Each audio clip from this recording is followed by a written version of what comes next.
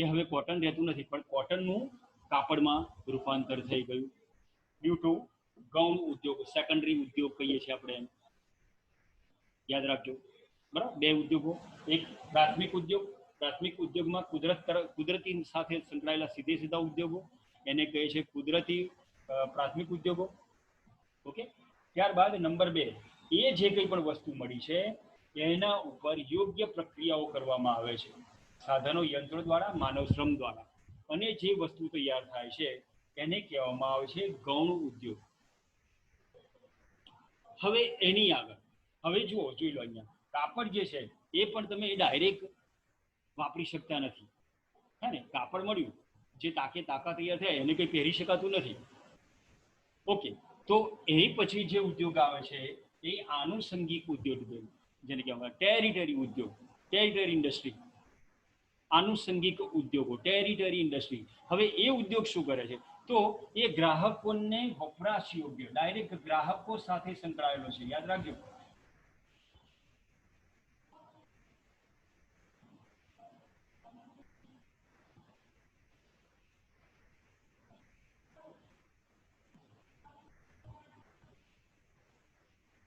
ગ્રાહકો વપરાશમાં લઈ શકે તેવો માલ તૈયાર કરવાનો જે છે,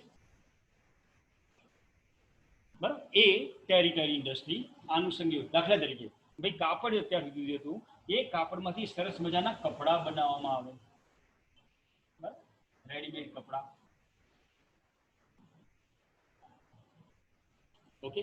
અહીંયા સમજી લો કે ભાઈ ખેતીમાંથી ઘઉં બનાવ્યો, ઘઉંમાંથી તમને લોટ મળે, અને લોટમાંથી સરસ મજાની એની વાનગી બનાવો, રોટલી બનાવો, બરાબર, લાડુ બનાવો, અને ડાયરેક્ટ આ વસ્તુ આનુષંગિક ઉદ્યોગ જે કંઈ પણ વસ્તુ બનાવે એ ગ્રાહકો સાથે સીધો સંકળાયેલો છે.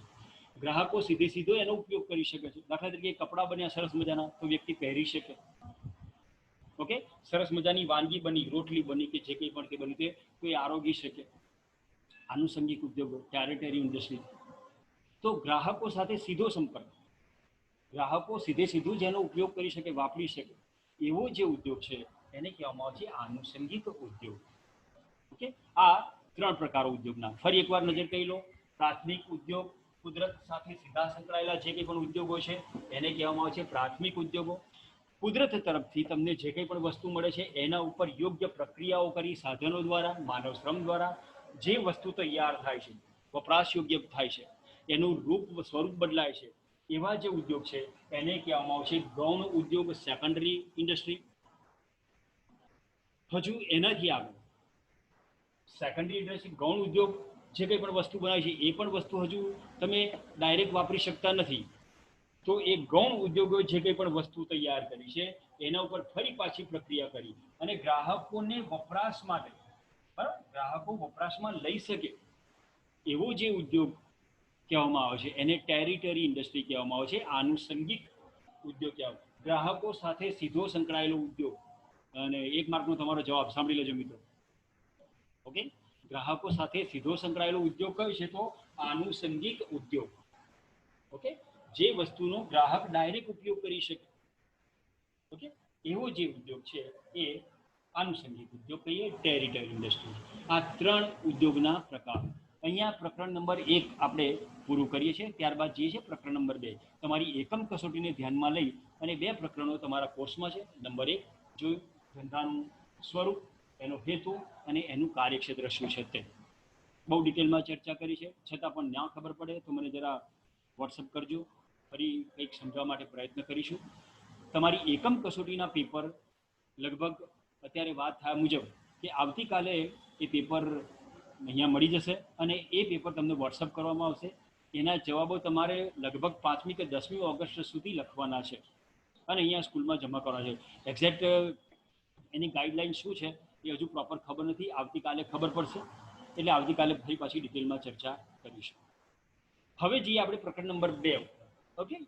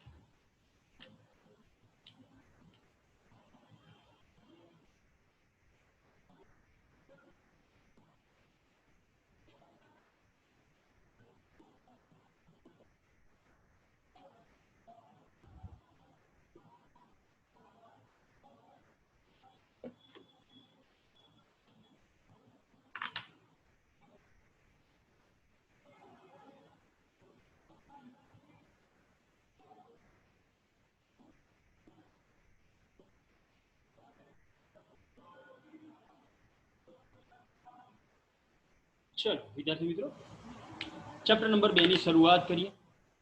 ધંધાકીય સેવાઓ, બિઝનેસ સર્વિસીસ 1, ધંધાકીય સેવાઓ 1 અને ધંધાકીય સેવાઓ 2, આવા 2 ચેપ્ટર છે તમારા અભ્યાસક્રમમાં આપણે ભણવાના છે.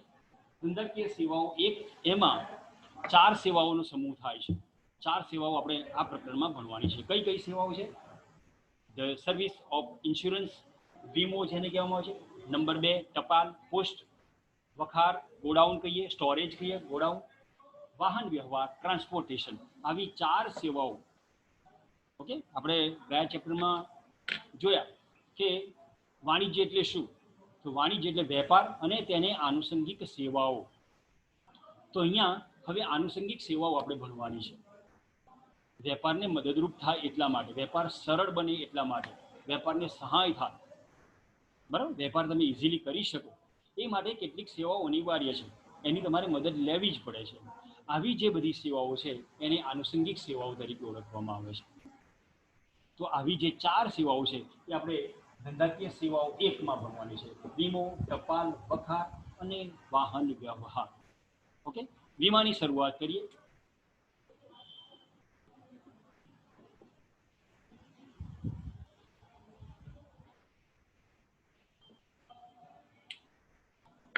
વીમો, વીમો કહેતા ઇન્સ્યોરન્સ શબ્દ સાંભળો. ઓકે, અહીંયા થોડીક રીત બદલી રહ્યા છે. પ્રકરણ નંબર 1 ની પાછળ જરા કેટલાક અંગ્રેજી શબ્દો આપેલા છે, એનો જરા થોડોક અભ્યાસ કરી લઈએ આપણે, એ પણ તમારે જરૂર છે જાણવા. પ્રકરણ 2 ની સૌથી પાછળ છેલ્લે જોઈ લો કેટલાક પારિભાષિક શબ્દો લખેલું છે, પેજ નંબર 21. બોલો જો ભાઈ વિદ્યાર્થીઓ જરા પ્લીઝ. કેટલા છે પાર્ટિસિપન્ટ્સ? 51. હા, ઓકે વિદ્યાર્થી મિત્રો, પ્રકરણની શરૂઆત કરતા પહેલા હવે જરા આપણે આ ફોર્મ્યુલા અપનાવીશું કે પ્રકરણની પાછળના જે પારિભાષિક શબ્દો છે એનો થોડો અભ્યાસ કરી લઈશું, કે જેથી પ્રકરણમાં જે શબ્દો આવે એમનો તમને ખ્યાલ આવતો જાય. અને કેટલાક અંગ્રેજી શબ્દો, મેં કીધું તેમ ભલે તમે અંગ્રેજી મીડિયમમાં નથી ભણતા, પણ કેટલાક શબ્દો તમારે જાણવા જરૂર છે. અને કદાચ બની શકે કે ધોરણ 12મું પાસ કર્યા પછી કોલેજમાં એવી ઈચ્છા થાય કે આપણે અંગ્રેજી માધ્યમમાં અભ્યાસ કરવો છે કોલેજમાં, તો તમે આ બધા શબ્દોથી થોડાક પરિચિત થાઓ. ઓકે, ચલો પારિભાષિક શબ્દો. નંબર 1, સૌથી પહેલા આર્થિક પ્રવૃત્તિ, ઇકોનોમિક એક્ટિવિટી, એ આપણે જોઈ ગયા ચેપ્ટર નંબર 1માં. આર્થિક પ્રવૃત્તિ, બિન આર્થિક પ્રવૃત્તિ. નંબર 2, વીમા પોલિસી. વીમા પોલિસી ધેટ મીન્સ કહેવાય ઇન્સ્યોરન્સ પોલિસી. પોલિસી એટલે પોલિસી, એનું એક્ઝેક્ટ ગુજરાતી થતું નથી. વીમાનો જે લેખિત કરાર છે એને કહેવામાં આવશે વીમા પોલિસી. જ્યારે અહીંયા આપણે પ્રકરણમાં આગળ વધીશું ત્યારે એની હું તમને વ્યવસ્થિત સમજણ આપીશ. વીમા પોલિસી, ઇન્સ્યોરન્સ પોલિસી. નંબર 3, વીમા premium, that is also insurance premium. Okay, વીમા પ્રીમિયમ કોને કહીએ છીએ એની વ્યાખ્યા આપણે મુદ્દામાં જોઈશું. જિંદગીનો વીમો. ઓકે, વીમાના પ્રકારમાં જિંદગીનો વીમો that means hall life insurance.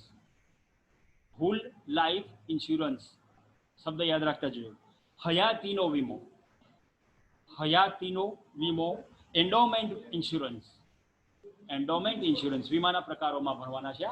જિંદગીનો વીમો, હોલ લાઈફ ઇન્સ્યોરન્સ અને હયાતીનો વીમો, એન્ડોમેન્ટ પોલિસી. Okay, insurance. ત્યારબાદ ત્રાહિત પક્ષ. ત્રાહિત પક્ષ થર્ડ પાર્ટી.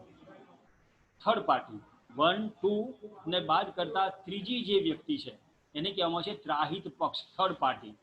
ઓકે, ત્યારબાદ ભારતીય જીવન વીમા નિગમ, તમારો 1 માર્કનો પ્રશ્ન. ઓકે, જોઈ લો. Life insurance corporation of India, LIC of India, લગભગ બધાએ નામ સાંભળ્યું છે. આવું 1 માર્કનો પ્રશ્ન પૂછી શકે, what is the full form of LIC? યાદ રાખજો મિત્રો.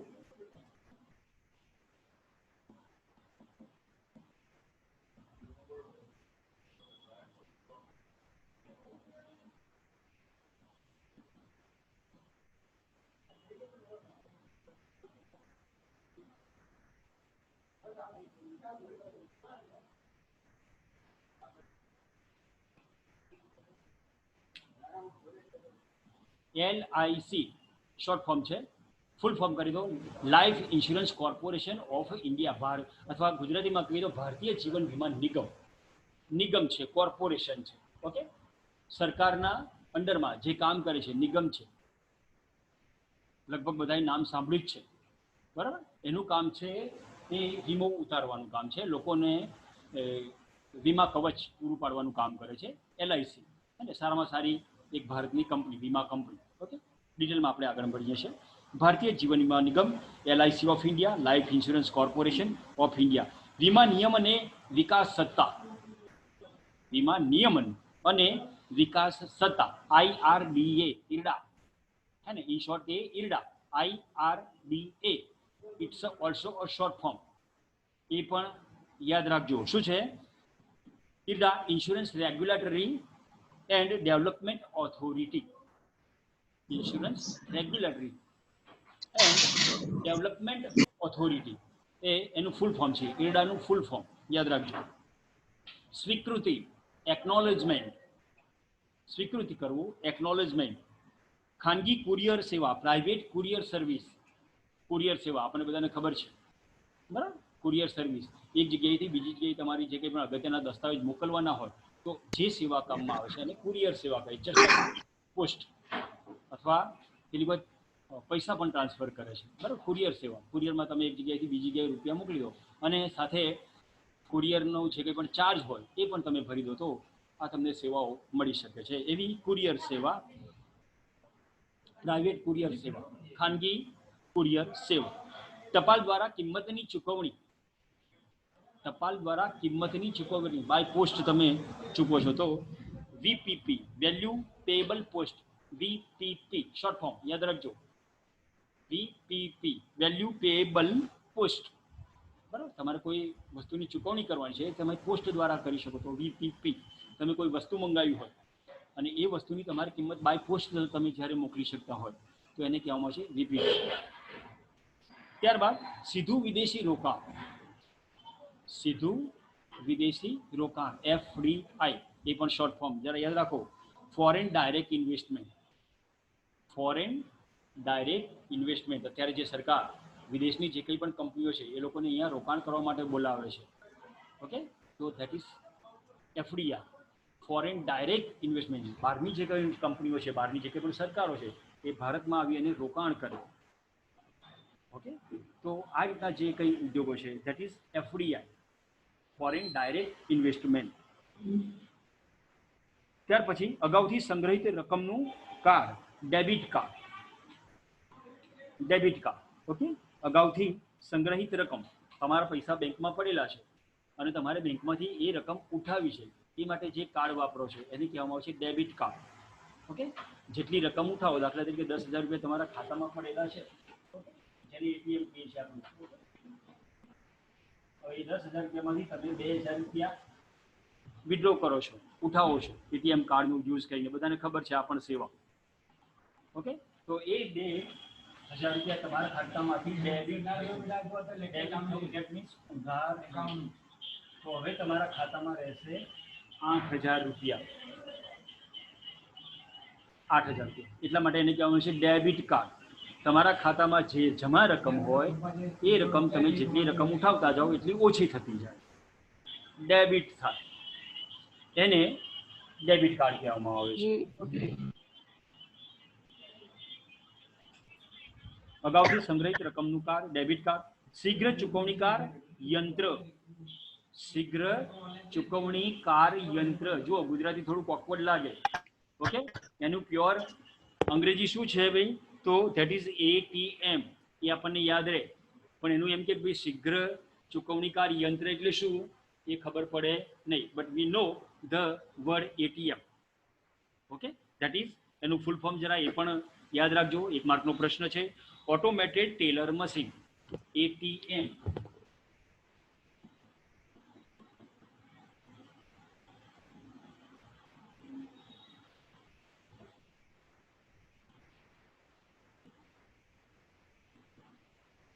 એનું ફૂલ ફોર્મ છે ATM, ઓટોમેટેડ ટેલર મશીન. શું છે, કઈ રીતનું કામ કરે છે? લગભગ બધા આ શબ્દથી પણ પરિચિત છે, આ સેવાથી પણ બધા પરિચિત છે, હે ને. લગભગ કોઈએ આ સેવાનો લાભ ના લીધો હોય પ્રેક્ટિકલ એવું કંઈ બને નહીં. બહુ સ્વાભાવિક વસ્તુ છે, દરેકને હવે ખબર છે એટીએમ. ઓકે, પણ આ શબ્દ પણ જરા યાદ રાખજો અને એનું ફૂલ ફોર્મ યાદ રાખજો. પરીક્ષામાં વારંવાર આ શબ્દ પૂછાય છે, અથવા તો કેટલીક વાર એવું પણ પૂછાય કે ભાઈ એટીએમની ટૂંક નોંધ લખો, તો તમારે 5-7 વાક્યો એને લખવાના છે કે ભાઈ કઈ રીતે કાર્ય કરે છે. એટીએમની જે સેવા છે એનો ગ્રાહકને કઈ રીતે લાભ મળે છે એ તમારે સમજાવવાનું હોય છે. પરીક્ષામાં આવો એકાદ સવાલ હોય છે. ચલો, તો શીઘ્ર, શીઘ્ર એટલે તરત, બરાબર ને? શીઘ્ર એટલે તરત. ચૂકવણીકાર યંત્ર જે તમને તાત્કાલિક રૂપિયા આપી દે છે, પણ ક્યારે આપે? મેં કીધું તેમ તમારા ખાતામાં રકમ જમા હોય તો, ક્રેડિટ હોય તો, નહીં તો પૈસા આપતા નથી. બેલેન્સ જ ના હોય તો તમે શું ઉઠાવી શકો? ઓકે, જો તમારા ખાતામાં 10,000 રૂપિયા પડ્યા હશે તો તમને 2,000 રૂપિયા મળશે. જસ્ટ એક્ઝામ્પલ છે. ઓકે, પણ જો ખાતામાં બેલેન્સ જ નહીં હોય, ઝીરો હશે, અને તમે 2,000 રૂપિયા ઉપાડવા જાઓ તો શું કહી દેશે? નો બેલેન્સ, બરાબર, અનસફિશિયન્ટ બેલેન્સ એવું લખીને ચિઠ્ઠી આવશે. ઓકે, તો ચૂકવણી ત્યારે જ કરે છે, પેમેન્ટ ત્યારે જ કરે છે કે જ્યારે તમારા ખાતામાં રકમ જમા છે. ઓકે, એવું મશીન એટીએમ મશીન યાદ રાખજો. હસ્તાંતરણીય, જો આ પણ શબ્દ થોડો ઓકવર્ડ છે ગુજરાતી શબ્દ, પણ એનું અંગ્રેજી વધારે યાદ રહી જવું છે. ટ્રાન્સફરેબલ. અંગ્રેજી શું થાય છે એનું? ટ્રાન્સફરેબલ. એક જગ્યાથી અથવા એક વ્યક્તિથી બીજી વ્યક્તિને જે વસ્તુ સોંપવામાં આવે, ટ્રાન્સફર કરવામાં આવે, ઇટ ઇઝ કોલ્ડ ટ્રાન્સફરેબલ. મારી જે વસ્તુ છે, પેન છે, હું આ સાહેબને આપું, હસ્તાંતરણીય, ટ્રાન્સફરેબલ. ઓકે, શબ્દ યાદ રાખજો, હસ્તાંતરણીય, ટ્રાન્સફરેબલ. માસિક આવક યોજના. માસિક આવક યોજના, દર મહિને તમને આવક મળતી થાય, બરાબર? ટપાલની આ સારામાં સારી સેવા છે. તો monthly income scheme, MIS short form જોઈ લો.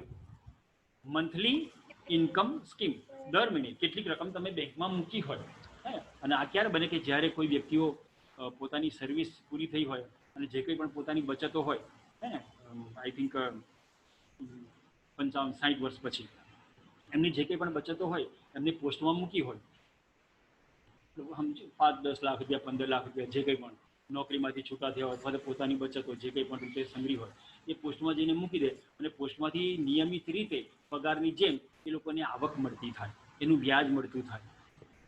ઓકે, આવી વ્યવસ્થા લોકો કરી રાખે કે જેથી એમનો જીવન નિર્વાહ જે છે, એમનો જે ડે ટુ ડે ખર્ચો જે છે એ એમાંથી નીકળી જાય. તો આ માટેની જે સ્કીમ છે એને કહેવામાં આવે છે માસિક આવક યોજના. દર મહિને 1 થી 5 તારીખે અથવા તો 1 થી 10 તારીખમાં એમના એકાઉન્ટમાં એ રકમ જમા થઈ જાય, પછી એ લોકો એમને ખર્ચા જોગ છે એ બધું વાપરતા રહેતા હોય છે. તો આવી જે સેવા છે માસિક આવક યોજના, MIS. Monthly income scheme. Monthly income scheme, મહિને આવક મળી જાય, જેમ પગાર મળતો હોય તેમ. તમારી કેટલી બચત છે એના ઉપર આધાર છે.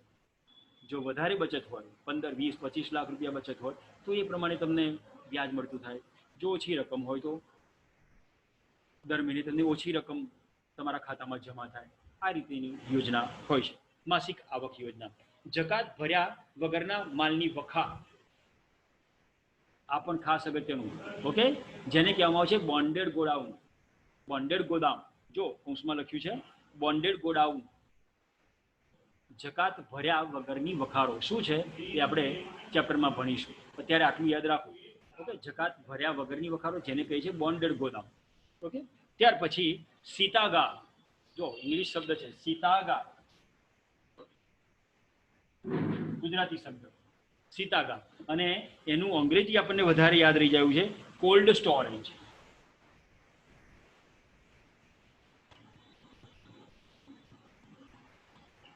કોલ્ડ સ્ટોરેજ એ શબ્દ આપણને સારી રીતે યાદ રહી જાય. સીતાગાર કોઈને કહીએ તો કદાચ બહુ ખબર ના પડે, તો એ શબ્દ પણ સાથે સમજજો.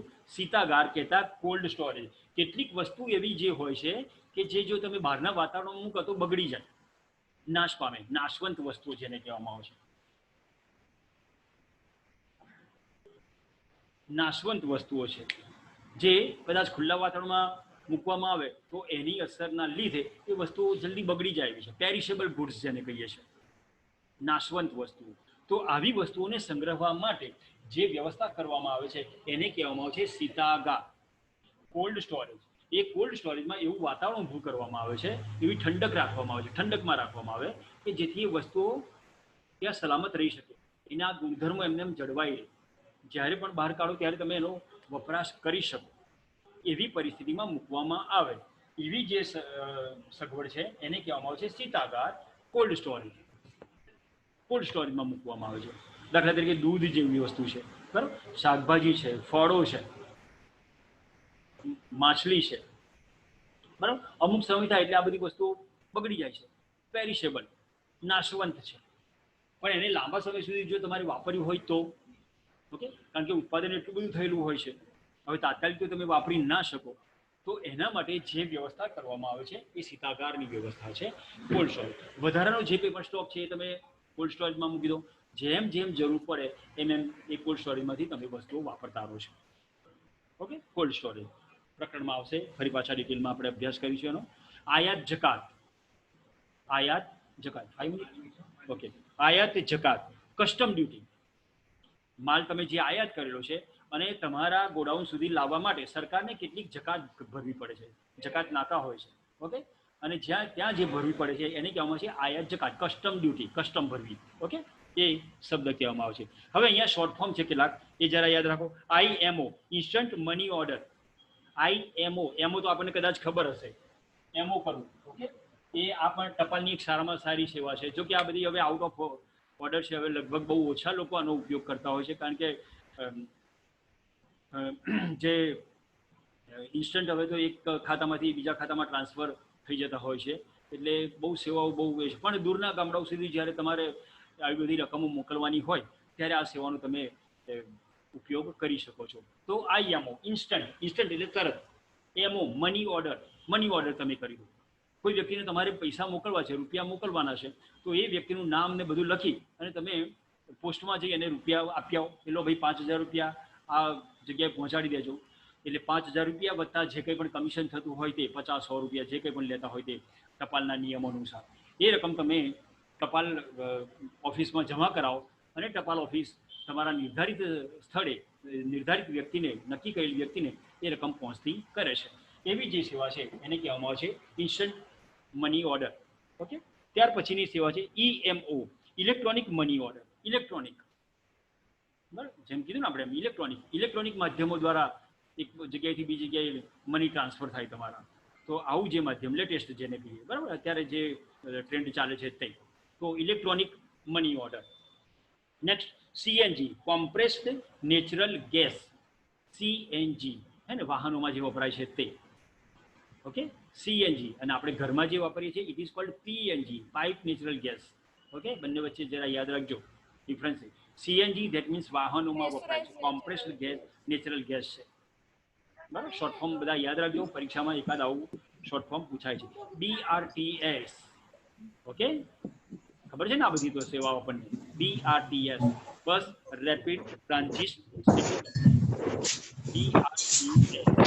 મિત્રો અહીંયા લેક્ચર પૂરો થવાની તૈયારીમાં છે. આટલા શબ્દો, આવતીકાલે ફરી પાછો પર જઈશું.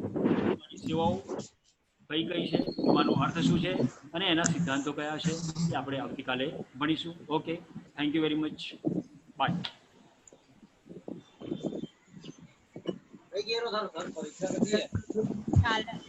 હેલો, પહેલો પાઠ લખવાનો. હા, પેલું જે સ્વાધ્યાય છે એના સવાલ જવાબ લખી રાખજો.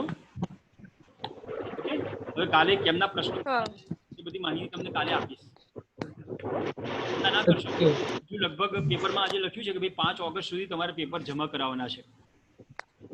ખરેખર ગાઈડલાઈન શું છે એ આવતીકાલે હું તમને ફરી પાછું માહિતી આપીશ. ઓકે, હા, નોટ અ પ્રોબ્લેમ. ઓકે, કોઈ તકલીફ નહીં, ખાલી સ્વાધ્યાય જ લખવાનું ને. હા, સ્વાધ્યાયના સવાલ જવાબ કરી રાખજો. Okay okay. મીનાક્ષી, ધન્યવાદ.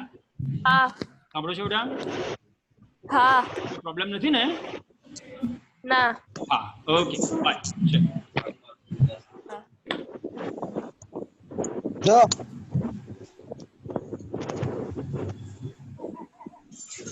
સાહેબ, ટાટા.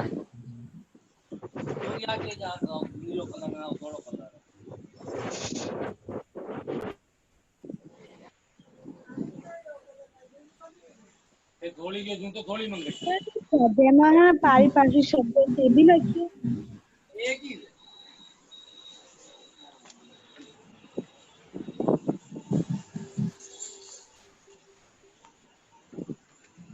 जो कलर वाली है जो बार काट दीजिए हटे 4 किलो दो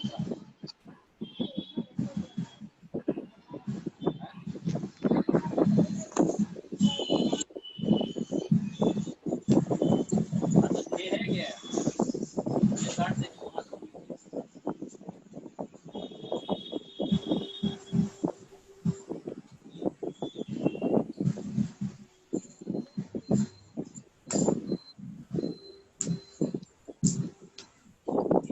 पंखन बोले इसको पर फ्रॉम द नंबर ऑफ मिल चलो लेट